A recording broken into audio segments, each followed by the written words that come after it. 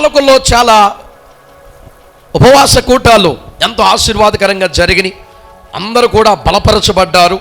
నిజంగా చాలా సంతోషంగా ఉన్నటువంటి సమయంలో కొన్ని విషయాలు నా హృదయాన్ని బాధను కలిగించాయి. బాధ అంటే వేరే రకమైనటువంటి బాధ కాదు, కొద్దిగా నొచ్చుకున్నాను. ఎందుకనంటే కొంతమంది సహోదరుల యొద్ద నుండి నేను విన్నటువంటి ఒక మాట, వాళ్ళు ఎవరో ఏంటో ఎప్పుడో అనేటువంటి విషయాలు నేను చెప్పను, కానీ ఉన్నటువంటి సందర్భం ఏమిటో నేను చెప్తాను. నా హృదయానికి చాలా బాధను కలిగించి ప్రభు సన్నిధానంలో వారి కొరకు ప్రార్థించడానికి దేవుడు నాకు కొద్ది భారాన్ని పెట్టాడు. కనుక అలాంటి వారు మన సంఘములో ఎవరైనా ఉన్నారేమో, చెప్పుకోలేక బాధపడుతూ కుమిలిపోతున్నటువంటి వారు, ఏం చేయాలో తెలియనటువంటి పరిస్థితుల్లో ఉన్నవారు మన సంఘాల్లో ఉన్నారేమో అని దేవుడు నాకు ఇక ప్రేరేపణ అనుగ్రహించారు. ఆ ప్రేరేపణ కొలది ఇరు సంఘాల్లో కూడా ఒకే వాక్యాన్ని బోధించడానికి ఈ వారము దేవుడు నన్ను నడిపించాడు. ఆ సందర్భం ఏమిటంటే, ఇద్దరు సహోదరులు నాతో చెప్పిన మాట ఏమిటంటే, వారికి తగిలినటువంటి గాయం అనగా అనారోగ్య పరిస్థితులను బట్టి వారు హృదయము ఎంతో గాయపరచబడి నిరంతరము వారిలో ఉన్నటువంటి ఆలోచన ఏమిటంటే, ఇంకెందుకు ఈ జీవితం, చనిపోతే పోలా, ఇంకెందుకు ఈ బ్రతుకు, ఇలా జీవించడం కంటే మనము చనిపోతే ఒక పీడ విరగడైపోద్ది కదా అనేటువంటి తలంపులు నిలువెల్లా వారి మదిలో బెదిలి వారికి నెమ్మది లేనిటువంటి పరిస్థితులు వారు ఎదుర్కొంటూ ఉన్నారు. ఆ మాట విని వారు కంటతడి పెట్టినప్పుడు నేను వారితో మాట్లాడుతూ ఉన్నాను, కానీ నా హృదయం మాత్రం చాలా నలిగిపోయింది. వెంటనే నా హృదయంలో వచ్చినటువంటి ఆలోచన ఏంటంటే, వీరైతే చెప్పుకుంటున్నారు కానీ ఇంకా చెప్పుకోకుండా సతమతమైపోయేటువంటి సహోదరులు సంఘాల్లో ఎంతమంది ఉన్నారో అనేటువంటి ఆలోచనను దేవుడు నా హృదయంలో, నా మదిలో పెట్టాడు. నేను ఆదివారం ఆరాధన కొరకు వాక్యం సిద్ధపడాలని అనుకుంటున్నాను. మరలా ఏదైనా సిరీస్ మొదలు పెడదాం, ఆత్మీయమైనటువంటి బైబిల్ గ్రంథములో వాక్యాన్ని వినూత్నంగా చెప్దామని నేను ఎంత ప్రయత్నం చేసినా, నేను ఎంత ప్రార్థనలో హృదయపూర్వకంగా నేను కూర్చుంటూ ఉన్నా, నా హృదయం ఉన్నటువంటి ఆలోచన ఏమిటంటే, ఈ సందర్భం కొరకు చెప్తే బాగుంటుంది కదా, ఇంకా ఎవరు నలిగిపోతున్నారో మనకు తెలియదు, వారికి ధైర్యాన్ని ఇచ్చినట్టు ఉంటుంది, వారికి ఒక గైడెన్స్ ఇచ్చినట్టు ఉంటుందని నా హృదయములో ఆత్మ ప్రేరేపణ అనుగ్రహించాడు. కనుకనే నేను ఈరోజు ఈ వర్తమానాన్ని మీ ముందుకు తీసుకువస్తున్నాను. కనుక ఇది చాలా ప్రాముఖ్యమైనది, ప్రతి ఒక్కరు కూడా జాగ్రత్తగా వినవలసినటువంటి వర్తమానం, చాలా ముఖ్యమైనది, చాలా ముఖ్యమైనది. అలాంటి పరిస్థితులలో, అలాంటి ఆలోచనలు సాతాను నీ మదిలో, నీ హృదయంలో కలిగిస్తున్నటువంటి వేళ నువ్వు ఏ విధముగా ఎదుర్కోవాలనేటువంటి విషయాన్ని ఈరోజు మనము ధ్యానించబోతున్నాం. అది చాలా భయంకరమైనటువంటి విషయం. ఎందుకనంటే, రక్షించబడి ఎన్నో సంవత్సరాలుగా దేవుని సన్నిధానములో సాగినటువంటి విశ్వాసులకు అలాంటి ఆలోచన రావడం అంటే ఎక్కడో ఏదో మతలబ్ అనేది జరిగి ఉంటుంది. సాతాను మనలను ప్రేరేపించి, మనలను కృంగదీసి చనిపోయేటువంటి ఆలోచనను మనకు పుట్టిస్తూ ఉన్నాడు. అంటే సంథింగ్ మిస్టరీ ఇన్ బిట్వీన్, మధ్యలో ఏదో మిస్ అవుతూ ఉన్నాం. దాన్ని కనుక మనం కనిపెట్టినట్లయితే మన యొక్క ప్రాబ్లం అనేది, సొల్యూషన్ అనేది మనకు దొరుకుద్ది. హల్లెలూయా. కానీ ఈరోజు వాక్యం వింటున్నటువంటి ప్రియమైన దేవుని బిడ్డ, నువ్వు పురుషుడివైనా స్త్రీవైనా, పురుషులకే హృదయము అంత భారంగా ఉంటే స్త్రీల హృదయం ఇంకా సుదిమెత్తనైనటువంటి హృదయం. వారు ఎంత సతమతమైపోతున్నారో ఇంకా మనం ఊహించవసరం లేదనుకుంటా. కనుక ఈరోజు వాక్యం చిన్నల దగ్గర నుండి పెద్దల వరకు, యవనస్తుల దగ్గర నుండి ముసలివారి వరకు ప్రతి ఒక్కరికి కూడా ఆత్మీయమైనటువంటి మేలుడు కలిగించేటువంటి వర్తమానం. హల్లెలూయా. కనుక జాగ్రత్తగా విన్నట్లయితే అలాంటి సాతాను ప్రేరేపణ ఆలోచన నుండి మనము తప్పించుకొని ముందుకు సాగేటువంటి వారుగా ఉంటాం. హల్లెలూయా. ఈ యొక్క ఆలోచన ఎందుకని వస్తుంది అని మనము ఆలోచించినట్లయితే, బిటర్నెస్ ఇన్ క్రిస్టియన్స్, చేదు, క్రైస్తవులలో చేదు. ఈ చేదు అనేటువంటి విషయానికి వస్తే, ఈ చేదు మన గుండె యొద్దకు అతివేగముతో ప్రయాణించేటువంటి ఒక విషయం. ఈ చేదు మన యొక్క గుండె యొద్దకు అతివేగముగా ప్రయాణించేటువంటి విషయం. ఇది అంతటితో వేగముగా ప్రయాణించి అంతటితో ఊరుకోదు. ఏం చేస్తుందో తెలుసా? అది ఒక విషములాగా మారి, పాయిజన్, ఒక విషములాగా మారి,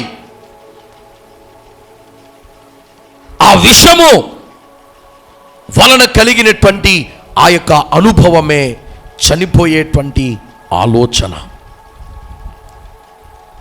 ఒక చేదు మనలోనికి ప్రవేశించి అది మరి వేగముగా మన గుండెలలోనికి చొచ్చుకుని పోయి, ఆ చేదు గుండెలలోనికి చేరిన తరువాత కొన్ని దినములకు అది ఒక విషములాగా మారి, అంటే పాయిజన్, విషములాగా మారి అది మనకి కలుగు చేసేటువంటి అనుభూతే ఆత్మహత్యా ప్రయత్నాలు, ఆత్మహత్య చేసుకోమనేటువంటి ప్రేరేపణలు.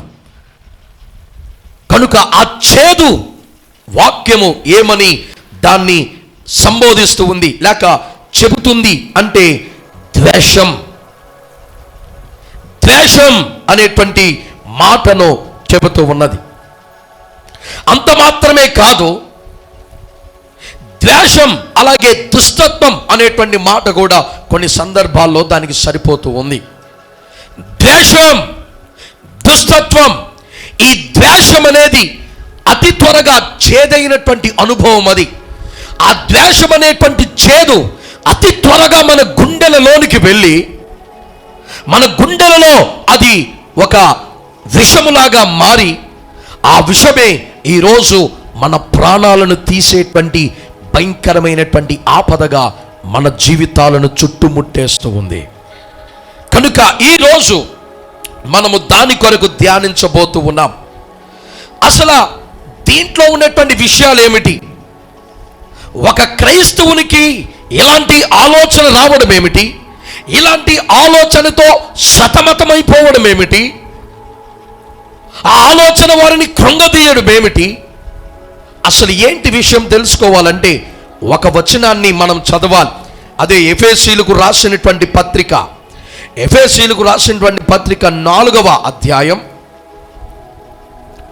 31వ వచనాన్ని మనము చూస్తే, సమస్తమైనటువంటి ద్వేషము, కోపము, క్రోధము, అల్లరి, దూషణ, సకలమైనటువంటి దుష్టత్వము మీరు విసర్జించుడి. జాగ్రత్తగా వాక్యాన్ని మనం గమనించాలి. వాక్యంలో అంటున్నాడు, సమస్తమైనటువంటి ద్వేషం, అది చిన్నదో పెద్దదో ఎలాంటిదో, సమస్తమైనటువంటి ద్వేషము, కోపము, క్రోధము, అల్లరి, దూషణ, సకలమైనటువంటి దుష్టత్వము మీరు విసర్జించుడి. ఈ చేదుకు డెఫినేషన్ ఏమిటంటే, ఈ చేదుకు అర్థం ఏమిటంటే, ఇదిగో ఇదే ద్వేషముతో కూడినటువంటి దుష్టత్వము, కోపము. ఇవన్నీ కూడా మన జీవితంలో ఒక చేదు వలె ప్రవేశిస్తూ ఉంటాయి. చాలాసార్లు మనకుండేటువంటి కోపాన్ని మనం అంతగా పట్టించుకోం. కొంతమంది ప్రతిదానికి కోప్పడిపోతూ ఉంటారు. కొంతమంది ఎంతో మందిని, ప్రతి వారిని ద్వేషిస్తూ ఉంటారు. కొంతమంది క్రోధముతో ఉంటారు, కక్షలతో. కొంతమంది అల్లరితో ఉంటారు, అంటే ఎప్పుడెప్పుడు గొడవలు రేపుదామా, ఎప్పుడెప్పుడు అశాంతిని సృష్టిద్దామా అనేటువంటి మైండ్ సెట్తో ఉంటారు కొంతమంది. కొంతమంది దూషించేటువంటి వారు, చెప్పేటువంటి ప్రతి మాటకు వ్యతిరేకంగా మాట్లాడి దూషణ హేళన చేసేటువంటి స్వభావము, సకలమైనటువంటి దుష్టత్వము, ఇవన్నీ కూడా మన జీవితాల్లో చేదుగా దేవుడు చూపిస్తూ ఉన్నాడు. హల్లెలూయా. ఇవి చేదు. ఆ చేదు అతి వేగముగా మన జీవితంలోనికి ఏది అంత వేగంగా వెళ్ళదేమో, ఇవి మాత్రం అతి వేగముతో మన గుండె దగ్గరికి చేరుకుంటాయి. ఇవి మన గుండె యొద్దకు చేరుకొని మన గుండెల్లో ఒక విషముగా మారి ఆ విషము చూపించేటువంటి సిమ్టమ్స్ లేక ఆ ప్రభావమే మనకు వచ్చేటువంటి చెడ్డమైనటువంటి ఆలోచనలు. కనుక అసలు దీని యొక్క ఆ పుట్టు పూర్వత్రాలు ఏమిటి? What is the roots? అసలు దీని యొక్క ఆ యొక్క అంతర్భాగం అసలు ఎక్కడి నుండి మొదలవుతుంది అనేటువంటి విషయానికి మనం వస్తే, ఒక్కసారి మనము హెబ్రీలు రాసినటువంటి పత్రికకు మనం వెళ్ళాలి. హెబ్రీలకు రాసినటువంటి పత్రిక 12వ అధ్యాయం 15వ వచనాన్ని మనము చూస్తే గనక, మీలో ఎవడైనను దేవుని కృపను పొందకుండా తప్పిపోవునేమో అనియు చేదైన వేరు ఏదైనను మొలచి కలవరపరచుట వలన అనేకులు అపవిత్రులైపోవచ్చున్నారేమో అనియు ఒక పూట కూటి కొరకు తన జ్యేష్ఠత్వపు హక్కును అమ్ము వేసిన ఏసావు వంటి భ్రష్టుడైనను వ్యభిచారి అయినను ఉండెనేమో అని జాగ్రత్తగా చూచుకొనుడి.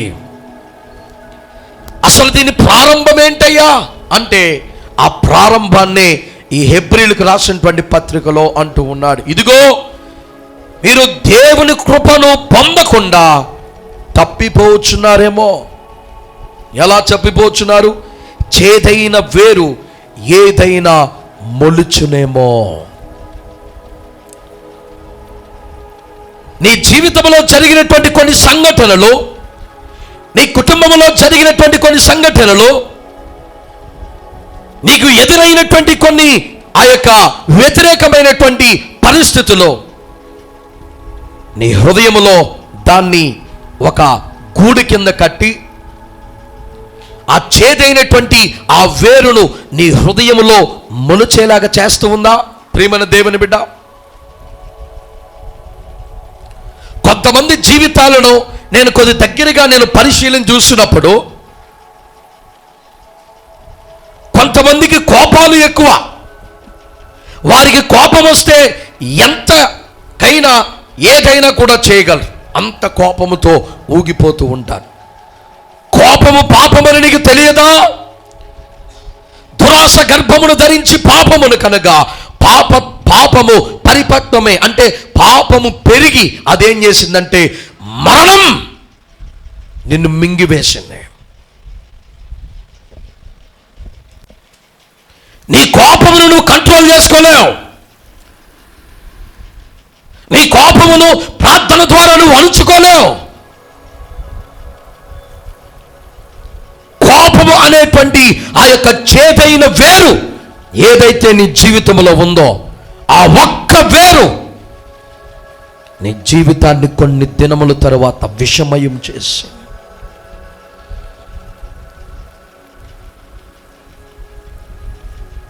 దానివలనే దేవుని యొక్క స్వరాన్ని నువ్వు వినలేకపోతున్నావు.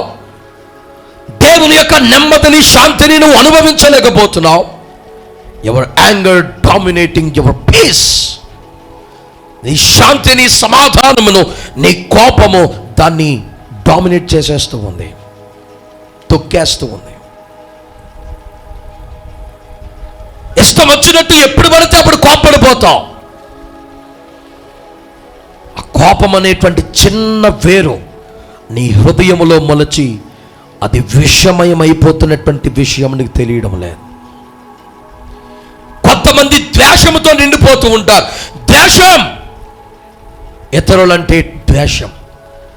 వారికి ఇష్టం లేని వాళ్ళతో, వారికి ఇష్టమైన వాళ్ళు ఎవరైనా మాట్లాడినా, వారి దగ్గరికి చేరినా వారు చూస్తూ ఉండలేరు. ఏదో ఒక నేరోపణ చేయాలి, ఏదో ఒకలాగా నిందించాలి, ఏదో ఒకలాగా అవమానించాలి, ఏదో ఒకలాగా చాటునో బాటునో ద్వేషాన్ని కక్కుతూ ఉంటారు ఇతరుల దగ్గర, వారికి నచ్చలేని వారి కోసం. ద్వేషం తెలియకుండానే చేస్తూ ఉంటాం. కోపము తెలియకుండానే ఆ చేదైన వేరు చిన్నది నీ హృదయంలో మలుచిపోతూ ఉంది. జాగ్రత్తగా చూసుకో. క్రోధము, కక్షలు, గొడవలు. వాక్యములో ఇలాంటి విషయాలు చెప్తే చాలా మంది లైట్గా తీసుకుని పడేస్తూ ఉంటారు. కానీ కొన్ని సంవత్సరాలకు అది నీ జీవితాన్ని తన స్వాధీనంలోనికి తీసుకొని నీకు సూసైడల్ థాట్స్ నీకు ఇస్తూ ఉంది. ఆ విషయాన్ని నువ్వు గమనించలేకపోతున్నావు.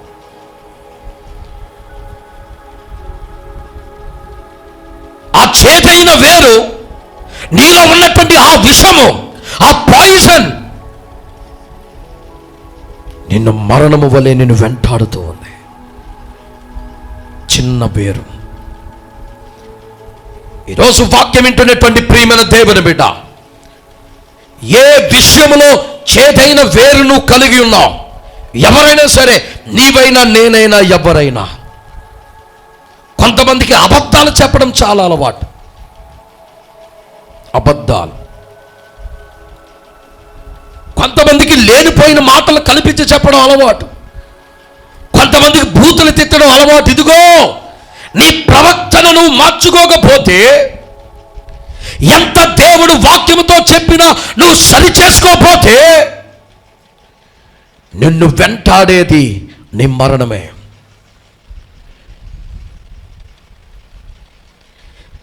ఆత్మీయముగా ఏనాడో చచ్చిపోతావు, ఆత్మీయముగా ఏనాడో పక్కకు తొలగిపోతావు. కానీ బాహ్యముగా నువ్వు పడుతున్నటువంటి వేదనను చూసావా? ఎవ్వడు అర్థం చేసుకోలేనటువంటి వేదన. అది ఉండకూడదనే ప్రభు ఈరోజు తన వాక్యము ద్వారా మనతో మాట్లాడుతూ ఉన్నాడు. అమ్మా స్త్రీలారా, యవనస్తులారా, పురుషులారా, చిన్నలు పెద్దలు, ప్రతి ఒక్కరు కూడా ఏదొక రోజు ఇలాంటి ఆలోచన నీకు వచ్చిందా? ఇదిగో, సాతాను మెల్లగా నీ జీవితము చుట్టూ ఒక వలను పన్నుతూ ఉన్నాడు. గమనించుకో. నిర్లక్ష్య వైఖరి చూపించుకో. ఫస్ట్ నీకు ఆలోచనలతో మొదలవుతుంది, తరువాత అటెంప్ట్స్ వరకు వెళుతుంది, తరువాత మొత్తానికి ముగించబడుతుంది.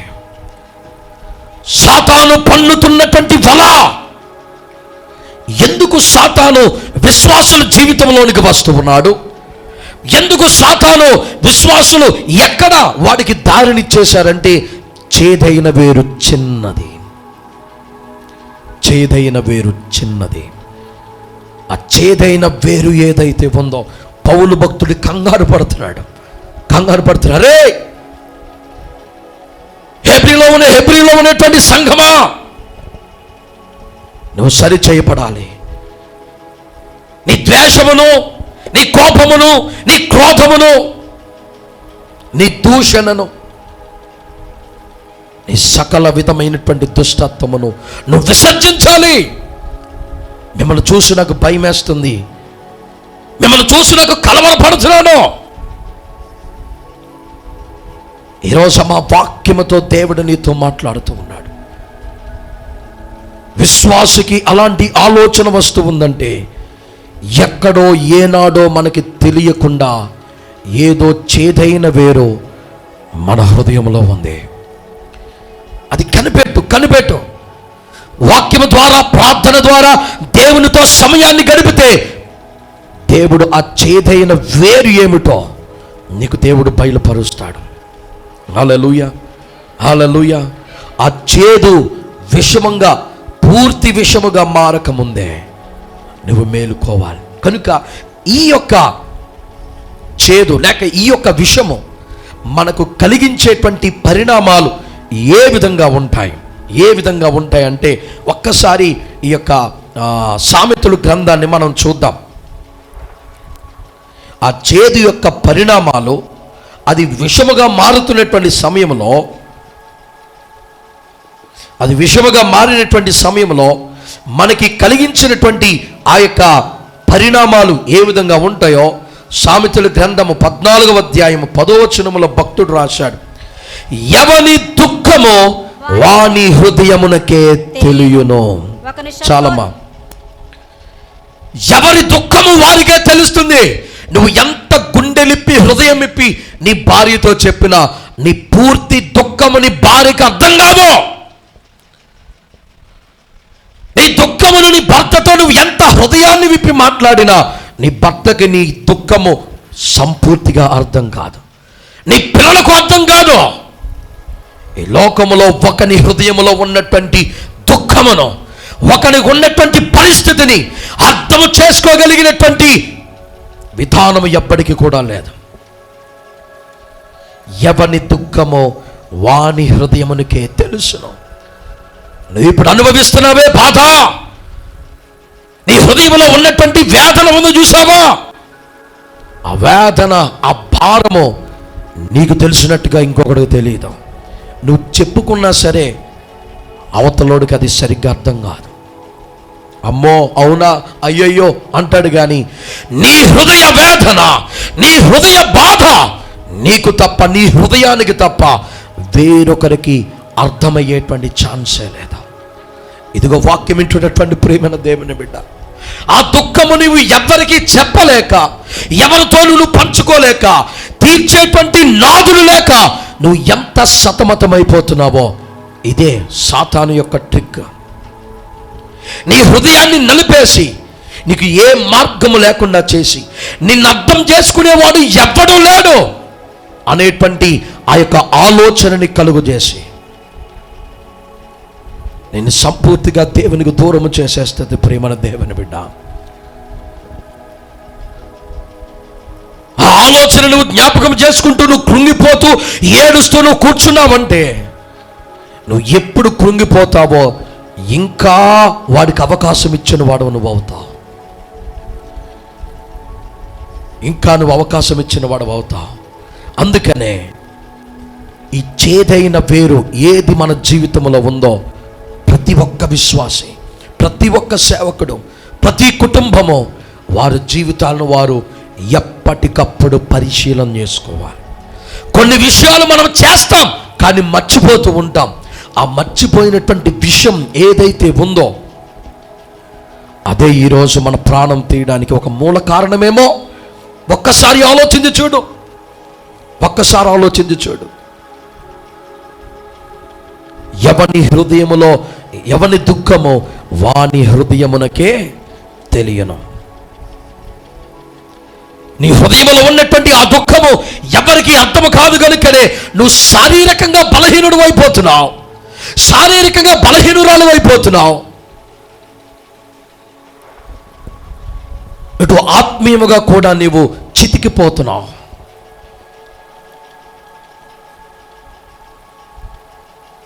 ఇటు హృదయములో కూడా నువ్వు క్షీణించిపోతున్నావు.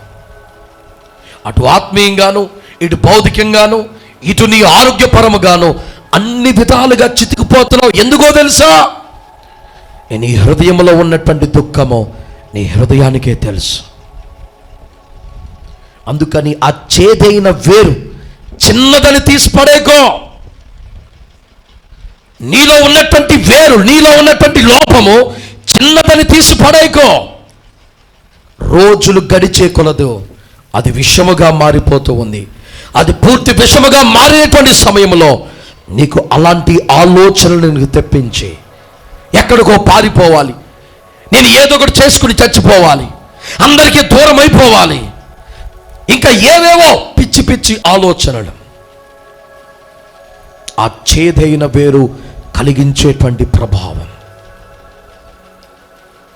అంత మాత్రమే కాదు, ఇది ఎంత భయంకరమైనది, ఎంత ఆ యొక్క ప్రమాదకరమైనదంటే ఇక్కడ పౌలు భక్తుడు ఆ యొక్క వాక్యాన్ని చెప్తూ అంటూ ఉన్నాడు, ఇదిగో ఒక్క పూట కూటి కొరకు తన జ్యేష్ఠత్వాన్ని అమ్ముకున్న యాసావులు మీరు అయిపోతారేమో.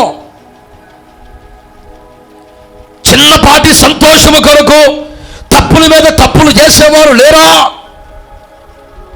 చిన్నపాటి నీ మనసు సాటిస్ఫాక్షన్ కొరకు ఇతరుల మీద నానా మాటలు అని నువ్వు వదిలివేస్తూ ఉన్నావు. అలా ప్రతి ఒక్కరి మీద నువ్వు అంటూ ఉన్నావు, ప్రతి ఒక్కరి మీద నువ్వు కోప్పడిపోతూ ఉన్నావు. నీ పద్ధతి నువ్వు మార్చుకోవడం లేదు, నీ అలవాటులను మార్చుకోవడం లేదు. వాక్యం ద్వారా ఎంతగా దేవుడు మాట్లాడుతూ ఉన్నా సరి చేసుకోవడానికి నువ్వు ఇష్టపడడం లేదు.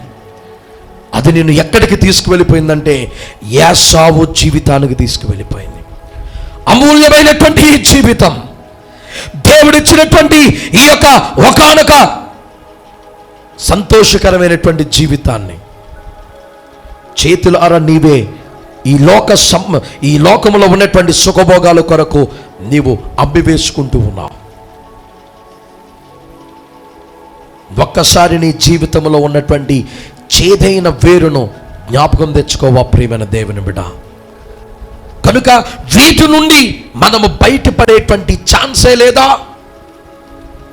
ఇలాంటి వాటి నుండి మనము ఏ విధముగా బయటపడాలి, ఏం చేస్తే ఇలాంటి ఆలోచనల నుండి, ఏం చేస్తే ఇలాంటి అనుభూతి నుండి, ఇలాంటి నరకము నుండి మనం బయటపడగలం అనేటువంటి విషయాన్ని కూడా ఒకసారి వాక్యంలో నుండి మనము చూద్దాం. చూడండి ఏ విధముగా మనం బయటపడగలమంటే కొలసీలకు రాసినటువంటి పత్రిక కొలసీ 3:13 ఒకసారి చదవండి. తనకు హాని చేసెనని, ఎవడైనను తనకు హాని చేసెనని ఒకడు అనుకొనిన ఎడల ఒకరినొకడు సహించుచు, ఒకనినొకడు సహించుచు, ఒకరినొకడు క్షమించుడి, ఒకనినొకడు క్షమించుడి. ప్రభువు మిమ్మును క్షమించిన లాగున మీరును క్షమించుడి. హల్లెలూయా. దీనికి ఒకే ఒక్క యాంటీడోట్, దీనికి ఒకే ఒక్క విరుగుడు. అదేమిటంటే క్షమించుట. హల్లెలూయా. క్షమించుట, అదే నీకు మందు. చాలాసార్లు అనుకుంటావు అవతలవాడు తప్పు చేశాడు, అవతలవాడు తప్పు చేసినప్పుడు నేను క్షమిస్తే లోకువైపోతానేమో, నన్ను ఏమీ అనకుండా, తిట్టకుండా, కొట్టకుండా, లేకపోతే తీసుకువచ్చి ఒక సంఘం పెట్టేసి మీటింగ్లు పెట్టేసి అని అది ఇది చేయకపోతే నా నిజాయితీ రుజువు అవ్వదు అని చాలామంది అనుకుంటారు. క్షమిస్తే మనం తక్కువ వారం అయిపోతాం అనుకుంటాం. కానీ మీకు ఒక విషయం చెప్తాను చూడండి, ఇది నిజంగా మీ జీవితంలో, మీ జీవితాలకి ఇది నిజంగా ఉపయోగపడేది.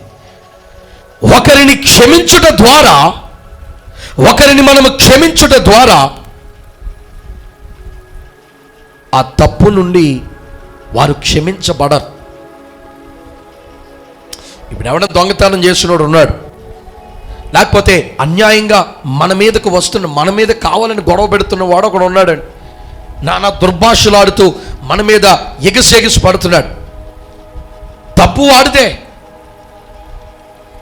ఆ సమయంలో మనకు వచ్చేటువంటి ఆలోచన ఏంటంటే, మనం ఇప్పుడు నోరు మూసుకుని ఉంటే ఆడన్నది నిజమైపోద్దేమో, ఇప్పుడు మనం నోరు మూసుకుని ఉంటే మనం తప్పుడోలా కనబడతామేమో. అందుకని మనం ఏం చేయాలంటే తిరిగి ఫైట్ చేయాలి, తిరిగి మనం యుద్ధం చేయాలి. వాడితో పాటు ఫస్ట్ మాటల యుద్ధానికి దిగుతాం. అది ఏరా అంటే నువ్వు ఏరా, ఆడో బూత్తిడితే నువ్వో బూత్తిడి, గొడవలు. ఫస్ట్ మాటల యుద్ధం జరుగుద్ది, ఆ తరువాత చేతల వరకు వెళ్ళొద్ది. ఎందుకనంటే వాడిని ఈరోజు వదిలేస్తే రేపొద్దున నాకాడు నేనే తప్పుడోన్ని అయిపోతాను. నేను అన్ని క్షమించకూడదు, క్షమించానంటే నేను నష్టపోతానని చాలామంది అనుకుంటారు.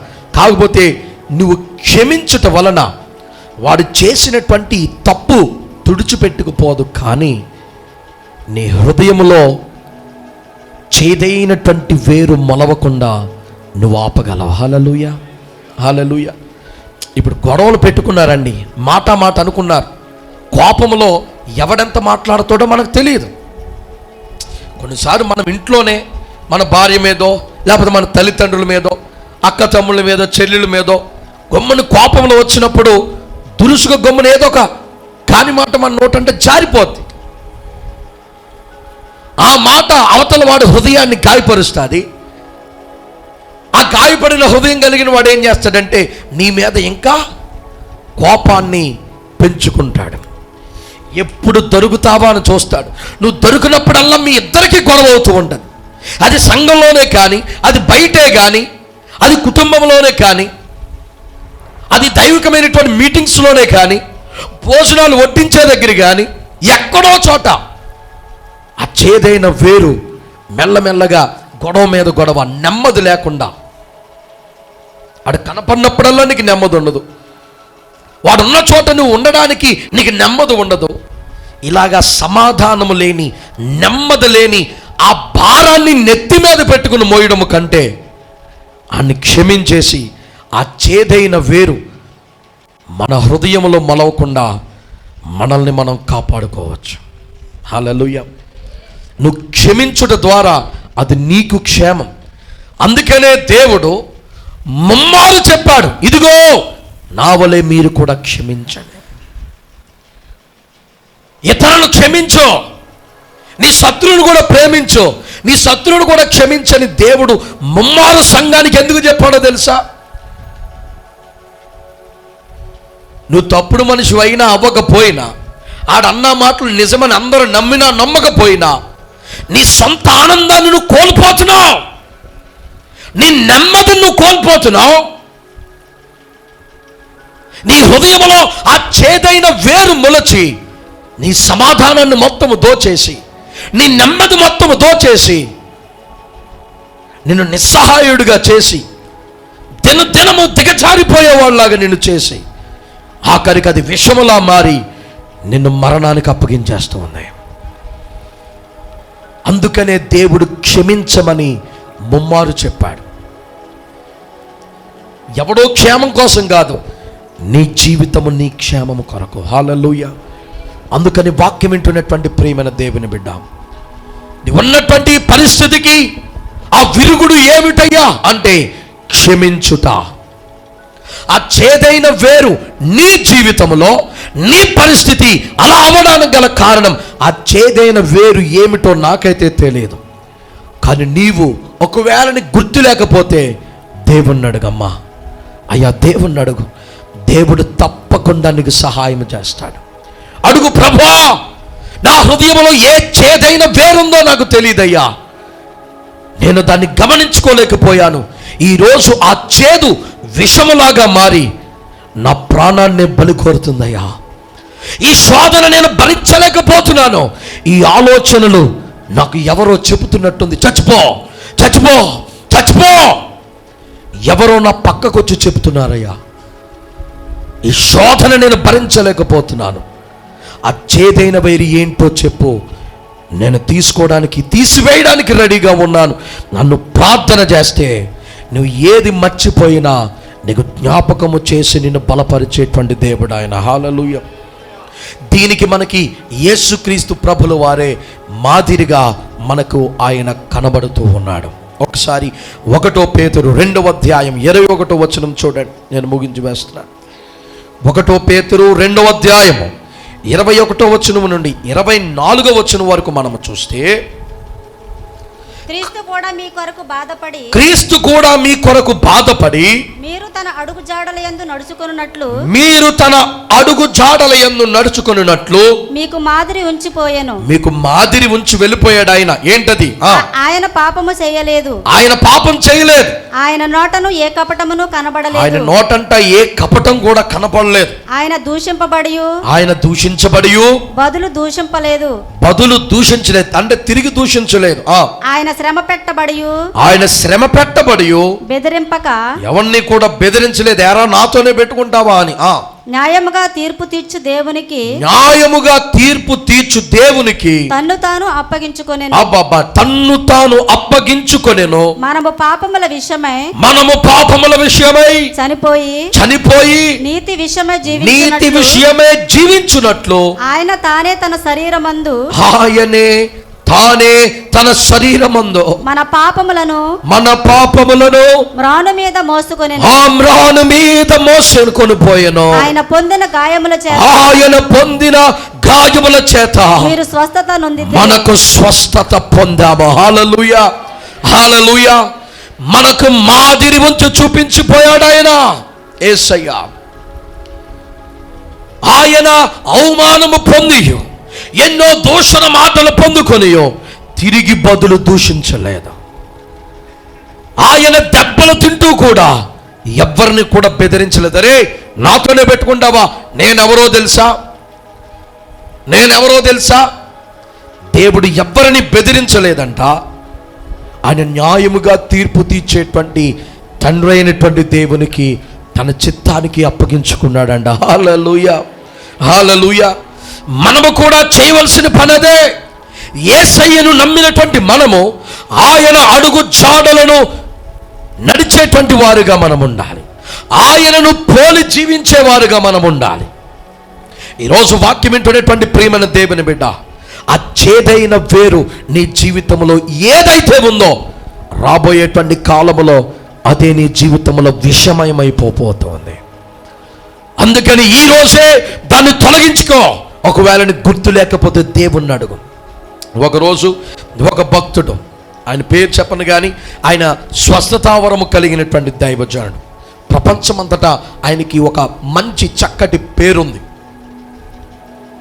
ఆయన భారతదేశం కూడా పలుమార్లు దర్శించారు. ఒకరోజు బెంగళూరులో ఒక సభ జరుగుతుంది. కొన్ని లక్షలాది మంది ప్రజలు వచ్చారు. జరుగుతూ ఉండగా ఎన్నో స్వస్థతలు ఆయన ప్రార్థన చేస్తే జరుగుతున్నాయని ఒక ఆవిడ్ని వీల్ చైర్లో తీసుకుని వచ్చారు. ఆమె యవనస్తురాలు, పెద్ద వయసేమి కూడా పైబడినటువంటి వ్యక్తి కాదు. ఆ కుటుంబ సభ్యులు అత్తగారు, మాంగారు, భర్త, అలాగే ఆమెకున్నటువంటి ఒక కొడుకు, చిన్న పిల్లోడాడు కూడా కుటుంబ సమేతముగా ఆ స్టేజ్ మీదకు వచ్చి ఆయన చేత ప్రార్థన చేయించుకోవడానికి స్టేజ్ మీద నిలబడ్డారు. నిలబడినటువంటి సమయంలో ఆ భక్తుడు ప్రార్థన చేసి ఆమెను ఒకటి అడుగుతున్నాడు. ఏమనంటే, అమ్మా సహోదరి, నీ జీవితంలో నువ్వు ఒప్పుకోవలసింది ఒకటి ఉంది. నువ్వు చేసినటువంటి తప్పిదాన్ని నువ్వు ఒప్పుకోవాలి. నువ్వు చేసినటువంటి ఆ యొక్క తప్పిదమే, ఆ చేదైన వేరు ఏదైతే ఉందో అదే నిన్ను ఈ స్థితిలో నిలబెట్టింది. ఆ కుటుంబస్తులు చెప్పారు ఏమనంటే, ఎన్నో హాస్పిటల్కి తిప్పామండి, ఈమె నడవలేకపోతుంది. ప్రతిరోజు వీల్ చైర్లో, అన్ని మంచం మీదే. పిల్లోడేమో చిన్న పిల్లోడు. ఈ యవన కాలంలో ఆమెకి ఎవరు చేస్తారు? పోను ముసలోళ్ళు అంటే ఎవరొకరిని పెట్టి చేయించవచ్చు. యవనస్తురాలు ఏ విధంగా చేయం. ఎన్నో హాస్పిటల్కి మేము ఉద్యోగాలు చేసుకునేటువంటి వారు పెద్ద పెద్ద హాస్పిటల్ తిప్పాము, కానీ ఎక్కడ ఎన్ని మందులు వాడినా ఏం చేసినా సరే ఉపయోగం లేదు. ఆఖరి ప్రయత్నముగా మీ వద్దకు తీసుకుని వచ్చా. ఆయన అంటున్నాడు, నువ్వు చెప్పావా, నన్ను చెప్పమన్నా. కుటుంబస్తులందరూ కూడా ఏంటి ఈయన ఇలా అంటాడని చూస్తున్నారు. ఆయన అన్నాడు, ఇదిగో నీ హృదయంలో నీవు నీ అత్తగారి మీద తీరనటువంటి కక్షను, ఎంతో క్రోధమును నింపుకున్నావు. పైకి ప్రేమతో నువ్వు ఉన్నావు, కానీ నీ హృదయంలో ఎంతో కక్షను పెట్టుకొని ఇది ఎప్పుడు పోతాదిరా అని ఎంతో కోపముతో, ఎంతో ద్వేషముతో నువ్వు ఎదురు చూస్తూ ఉన్నావు. నువ్వు స్వస్థత పొందకపోవడానికి గల కారణం అదే అని చెప్పాడు ఆయన. కుటుంబస్తులందరూ కూడా నుంచున్న వారు ఆశ్చర్యపోతున్నారు. ఎందుకంటే ఎప్పుడు కూడా అలా ప్రవర్తించినటువంటి వ్యక్తి కాదు ఈ యవనస్తురాలు. కుటుంబాన్ని చక్కగా చక్కబెట్టేసుకుంటుంది. అత్తగారి మాంగారికి ఏం కావాలో, పిల్లోడికి ఏం కావాలో, భర్తకి ఏం కావాలో అన్నీ చూసుకొని ఉద్యోగానికి వెళ్ళిపోద్ది. భార్య భర్తలు ఇద్దరు కూడా ఉద్యోగస్తులే. ఇలాగ అన్నీ చక్కబెట్టుకొని వెళ్ళిపోయి ఇలా చేసే ఆమె అత్తగారు చావు కొరకు ఎంత ఈగరగా వెయిట్ చేస్తూ ఉందా, ఎంత ద్వేషముతో, ఎంత కక్షను పెట్టుకుందా అని చెప్పి సొంత కుటుంబస్తులే ఆశ్చర్యపోతూ చూస్తూ ఉన్నారు. ఆ సమయంలో భక్తుడు అన్నాడు, ఇదిగో నువ్వు ఒప్పుకొని విడిచిపెడితే ఇప్పుడే నువ్వు స్వస్థత పొందుతావంటే ఆమె అంటుంది, ఇప్పటి వరకు ఈ విషయం ఎవ్వరికీ తెలియదండి, నా భర్తకు కూడా తెలియదు, నా హృదయంలోనే ఉంది, నేను ఎవ్వరికీ చెప్పలేదు. నిజంగానే నేను అలాంటి ఆశను కలిగి ఉన్నాను. ఎంతో ద్వేషాన్ని, ఎంతో కోపాన్ని, ఎంతో క్రోధమును నా హృదయంలో పెట్టుకున్నాను మా అత్తగారి మీద. ఆమె చావు కొరకు నేను ఎదురు చూస్తూ ఉన్నాను. పైకి అన్ని పనులు చేసి మంచిగా మాట్లాడినా నా హృదయంలో ఉన్నటువంటి ఆశ అదే. అని అత్తగారిని ఎదరికి రమ్మని చేతులు పట్టుకొని కన్నీటితో, నన్ను క్షమించండి అత్తగారు, నేను ఇంకెప్పుడు ఇలాంటి ద్వేషముతో, కోపముతో నేను ఉండను, నేను నా తల్లిలాగా మిమ్మల్ని చూసుకుంటానని అత్తగారి దగ్గర క్షమాపణ పొందుకొని, ఎప్పుడైతే ఆ దైవ సేవకుని, అయ్యా నేను అన్ని విడిచిపెడుతున్నాను, ఆ చేదైన వేరు ఏదైతే ఉందో దాన్ని నేను నా హృదయంలో నుండి ఈ రోజు నుండి నా జీవితంలో నుంచి తొలగిస్తూ ఉన్నా, ఇంకెప్పుడు కూడా నేను నా హృదయంలో అలాంటి కోపమును, ద్వేషమును, ఆ యొక్క ఒకరి చావును కోరుకునేటువంటి ఆ యొక్క స్థితిలో నేను ఉండనయ్యా అనగానే ఆమె కన్నీటితో అడిగినప్పుడు ఆ సేవకుడు ఆమె మీద చేయి వేసి ప్రార్థన చేయగా వెంటనే ఆమె ఆ వీల్ చైర్లో నుంచి లేచి నడవడం ప్రారంభించింది. హల్లెలూయా. అప్పుడు అక్కడ ఎంతో అద్భుతమైనటువంటి రీతిలో సభంతా కూడా ఈ విధంగానే చప్పట్లు కొట్టారు. ఆశ్చర్యపోయారు అందరూ కూడా. చూసారా, నీ జీవితంలో ఎన్నడూ నీవు ఎన్నిక లేని దానిగా మామూలే కదా అని తీసి పడేసేటువంటి చేదైన వేరు ఒక్కటి ఉందో చూసావా, చిన్నగా. నీ రోగానికి అదే కారణం, నీ చెడ్డ తలంపులకు అదే కారణం, నీ చావు తలంపులకు అదే కారణం. అది ఏ చిన్న వేరో నువ్వు ఈరోజు దేవుని దగ్గర అడిగి తెలుసుకో. అది తీసివేసుకున్నటువంటి రోజు నీకంటే సంతోషవంతుడి లోకంలో ఎవడు ఉండడు. దేవుడు నిన్ను ప్రేమించి నీకు ఇచ్చినటువంటి ఆ ప్రాణమును, ఆ ఆత్మను ఆయన మాత్రమే తీసుకోవాలి. ఏ రోజు తీసుకోవాలో, ఏ రోజు నిన్ను ఆయన సన్నిధానమునికి పిలుచుకోవాలో ఆయన చేతిలో ఉంది. ప్రియమైన దేవుని బిడ్డ, సాతాను మాటలు విని ఆ చేదైన వేరుని ఇంకా నీ హృదయంలో ఉంచుకొని నీ ప్రాణములను పోగొట్టుకుంటే మరలా తిరిగి నువ్వు తీసుకురాలేవు, నిత్య నరకాగ్నిలో పడిపోతావు. ఈరోజే నువ్వు తెలుసుకొని నీ హృదయంలో ప్రార్థన చేయడం ప్రారంభించయ్యా. నా రోగమునకు, నా తలంపులకు, నా కుటుంబంలో ఉన్నటువంటి శాపమునకు ఏంటి కారణం? అది నీ కోపమే కావచ్చు, నీ ద్వేషమే కావచ్చు, నీ క్రోధమే కావచ్చు, నీ అబద్ధాలే కావచ్చు, నీ మోసకరమైనటువంటి జీవితమే కావచ్చు, నీ కక్షలే కావచ్చు, ఇతరుల నాశనాన్ని కోరుకునేటువంటి ఆ ఆలోచనే కావచ్చు. ఏది ఈరోజు ఇంకా నువ్వు ఈ వర్తమానం విన్న తర్వాత కూడా నీలో ఎవరైనా అలాంటి చేదైన వేరుని ఇంకా హృదయంలో పెట్టుకుంటామా, ఈ కడవరి దినాల్లో సాతాను గర్జించు సింహము వలె తిరుగుతూ ఉన్నాడు. ఎవరిని మింగుదునా, ఎవరిని పట్టుకుని నరకానికి తీసుకువెళ్ళిపోదామా? వాడు ఉచ్చులో నువ్వు పడకుండా ఉండాలి అంటే ఈ వాక్యానుసారముగా నువ్వు జీవించాలి. క్షమించుట ద్వారా దేవుడు ఆడు చేసినటువంటి ఆ తప్పిదమును బట్టి దేవుడు వాడిని శిక్షిస్తాడు. నీకు మాత్రం నెమ్మదితో, సంతోషముతో నీవు ఉంటావు. హల్లెలూయా. ఎప్పుడు కూడా నువ్వు కోపడి ఇతరుల మీద కక్షను పెంచుకునేటువంటి ముందు ఈ విషయం కొరకు నువ్వు ఆలోచించు. వాడిని క్షమించుట ద్వారా నీకు పోయేదేమీ లేదు. నీకు ఆశీర్వాదము, ఆరోగ్యము తప్ప నీ దగ్గర నుండి ఏది కూడా పోనే పోదాం. కనుక ఈరోజు నుండి ఈ వాక్యమును క్రైస్తవ జీవితాల్లో చేదు, ఆ చేదు అతి త్వరగా నీ గుండె యొద్దకు చేరుకుంటుంది. కొన్ని దినములలో అది విషములా మారి అది చూపించేటువంటి ప్రభావమే నీకున్నటువంటి శోధనలు, వ్యాధులు, బాధలు, మరణకరమైనటువంటి ఆలోచనలు, దేవునిలో స్థిరముగా లేకుండా తప్పిపోయేటువంటి ఆలోచనలు.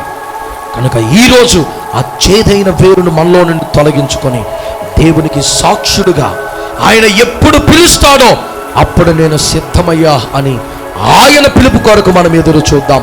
అప్పటి వరకు సంతోషముతో, సమాధానముతో మన హృదయంలో నుండి సమస్తమైనటువంటి చేదు వేరును తీసుకొని ప్రభు కొరకు మనం నిలబడదాం. ఆశీర్వాదముతో నిలువెల్లా బ్రతుకుదాం. దేవుడు తన వాక్య భాగమును మన వినికిడిలో, మన సంఘ దీవెన కొరకు ఆశీర్వదించునుగాక. ఈ దినము నుండి, ఈ రోజు నుండి మీ ప్రాంతమును, మీ ప్రజలను ప్రభావితం